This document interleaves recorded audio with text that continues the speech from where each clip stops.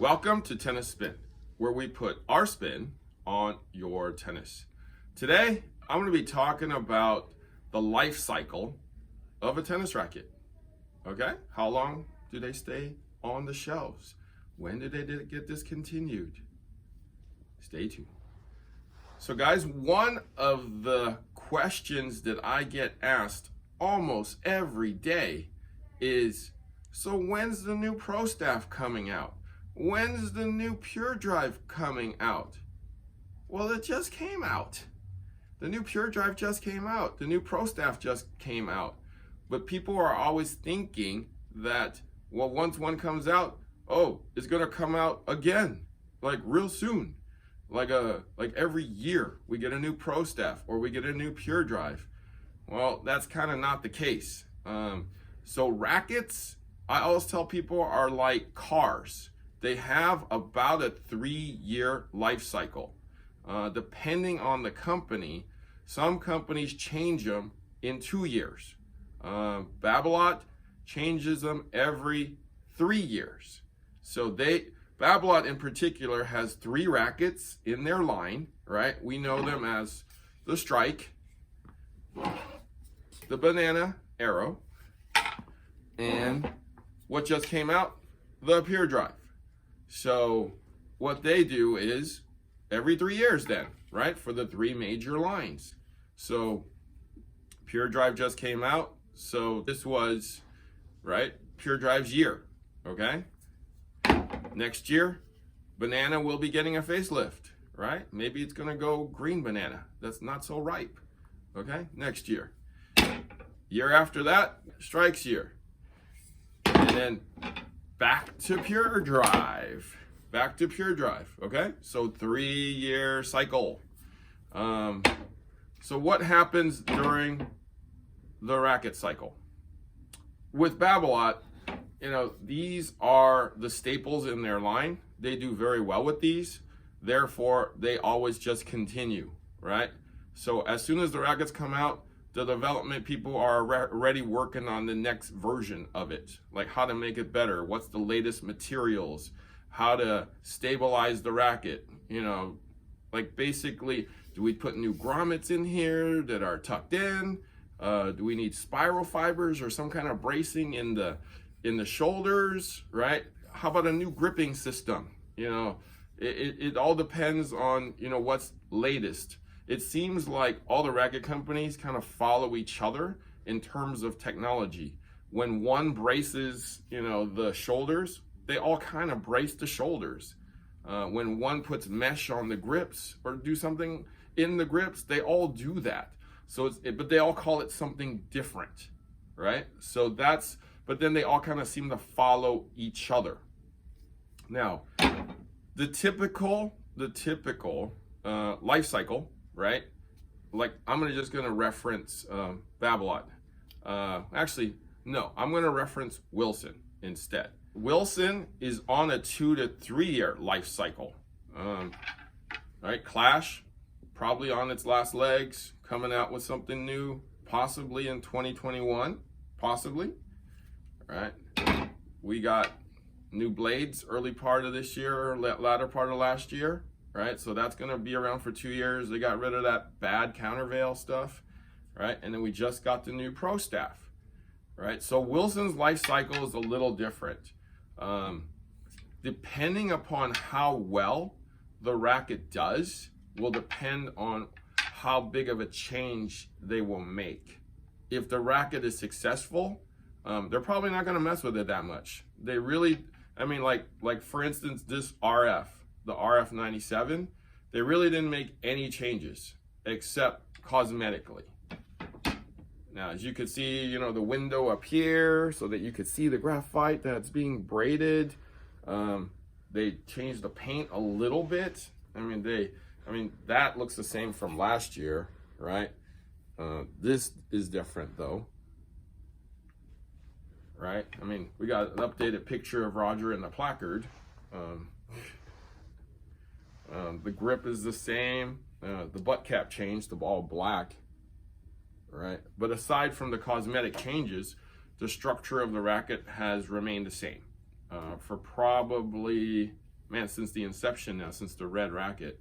I know some of you, and I feel the same way, that when they swap the paints out, that alters things, that alters feel. But structurally, the racket has remained the same. Now, if a racket does not do well, you will definitely see that price dropping pretty quickly.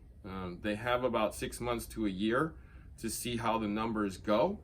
If the numbers do not look good, you will definitely see a price drop pretty rapidly.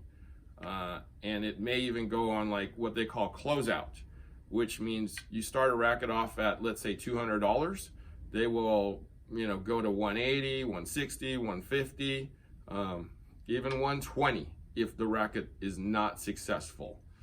You will actually see them probably go to $99 at like a big box store if it really flops, like some of the rackets out there that didn't do very well. Now, a typical life cycle though is about 2 years, right? At the 1.5 year mark, you'll start seeing like the slight discounts or the specials, like the Black Friday deals or the 4th of July sales, or, we're celebrating Roger's win with $20 or $30 off the racket, right? Well, if it's doing well, they're probably not going to put it on sale unless they need to move some numbers. But in that 1.5 year mark, they kind of start doing that, a little deeper discount. At the 1 year, 3/4 mark, you'll start seeing them drop prices, right? They'll start actually dropping the prices $20 or $30. At the 2 year mark is when you'll see it change price. So it'll go from $200 to $160, right? And it'll stay at that $160 mark because the new one's actually going to be out within a month or two. As you probably saw with the older Rogers, you saw that price drop to $199, and then I think it stayed there for the old versions until they sold it all out. So then the new one comes out, right? And then these gets all sold out.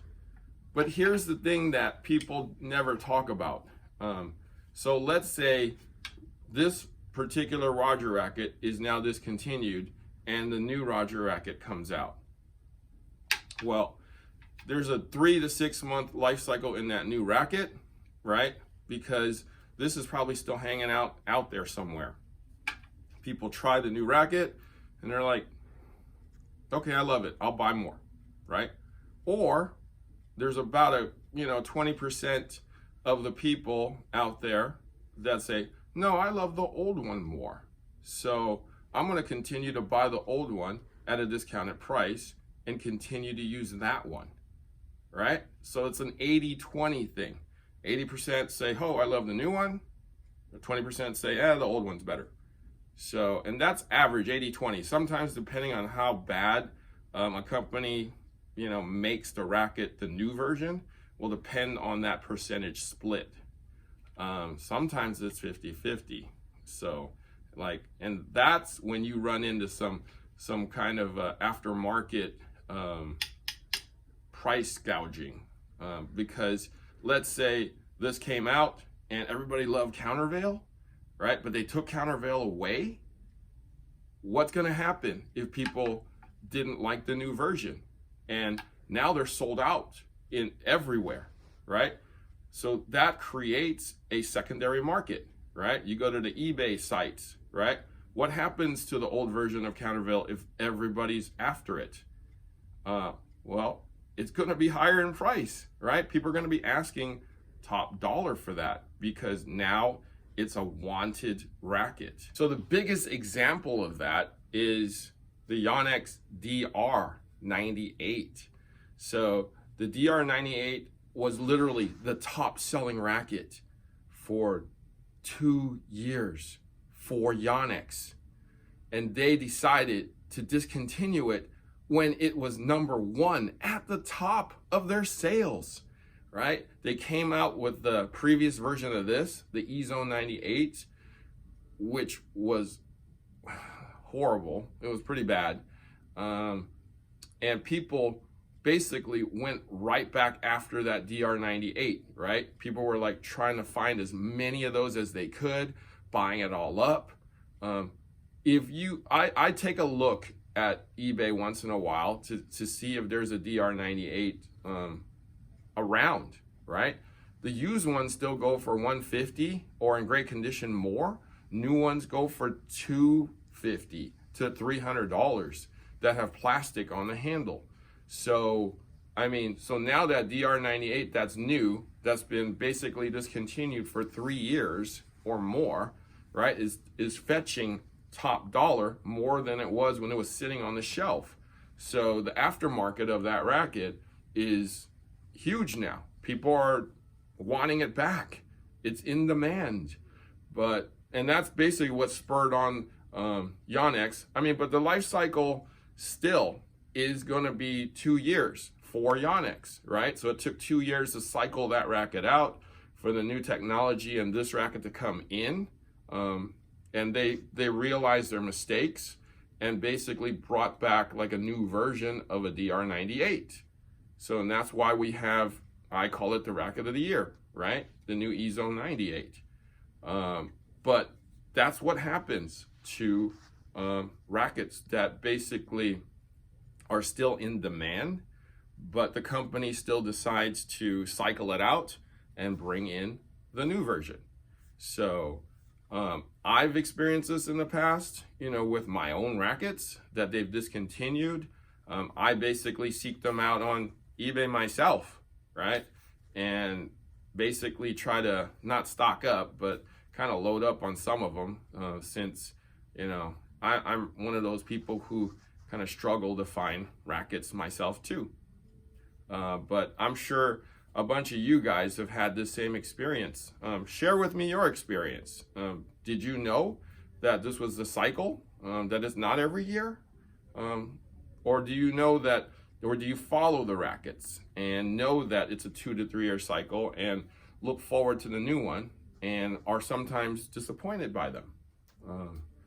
All right, so that's the cycle of tennis rackets. Thank you for watching Tennis Spin, where we put our spin on your tennis.